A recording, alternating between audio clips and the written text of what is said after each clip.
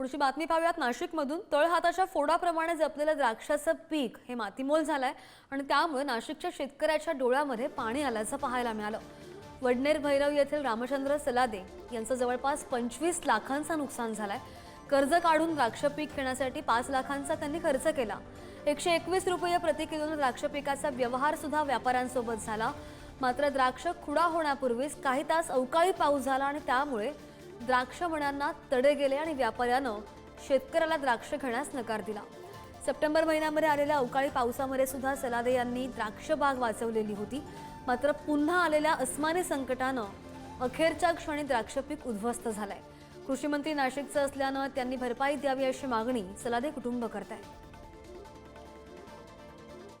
द्राक्ष पंढरी म्हणून ओळख असलेल्या नाशिक जिल्ह्यातील वडनेर भैरव या परिसरामध्ये 2 दिवसांपूर्वी झालेल्या पावसानं शेतकरी अक्षरशः उद्ध्वस्त झालेले आहेत।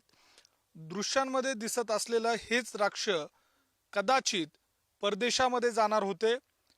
काही तासांपूर्वी या द्राक्षांची काढणी होऊन हे एक्सपोर्टच्या माध्यमातून हे कदाचित परदेशामध्ये पोहोचले असते। मात्र 2 दिवसांपूर्वी झालेल्या पावसानं या द्राक्षमण्यांना तडे गेले आणि त्यामुळे व्यापाऱ्यानं हे द्राक्ष घेऊन न जाण्याचा निर्णय घेतला।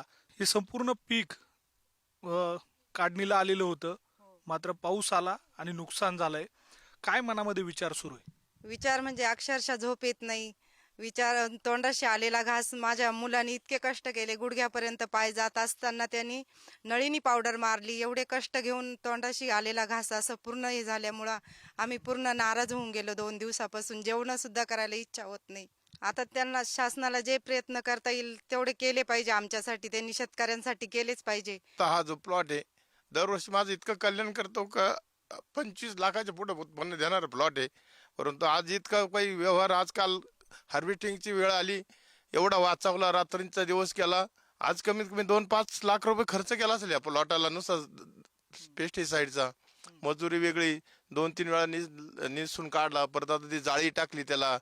परंतु आमचं एकच विनंती आहे, आता ही काही भरपाई किती देऊन देणार शासन?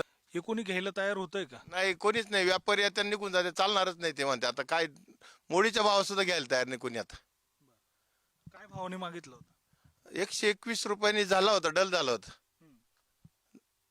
तो आता म्हणजे लोकल कोणी नाहीच, म्हणजे एक्सपोर्टला तर चालणारच नाही, लोकल कोणी येऊ नाही राहिला। आणि किती उत्पन्न मिळालं असतं हाती आणि आता किती तोटा झाला? कमीत कमी म्हणजे मागच्या वर्षी या प्लॉटने मला 21 लाख रुपये दिले होते। आता या वर्षी तर वाढणारच होतं, कारण त्याला मेहनतच कष्ट तेवढे केले चिरंजीवाने।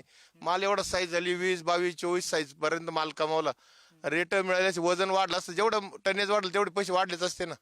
नाशिक जिल्ह्यातील द्राक्ष बागायतदार जो उद्ध्वस्त होतोय, त्या उद्ध्वस्त होणाऱ्या शेतकऱ्यांना आता शासनाकडनं वाचवण्यासाठी काही उपाययोजना होण्याची देखील तितकंच महत्त्वाचं आहे। व्हिडिओ जर्नलिस्ट जयेश साबळेसह मी किरण ताजने, पुढारी न्यूज, नाशिक।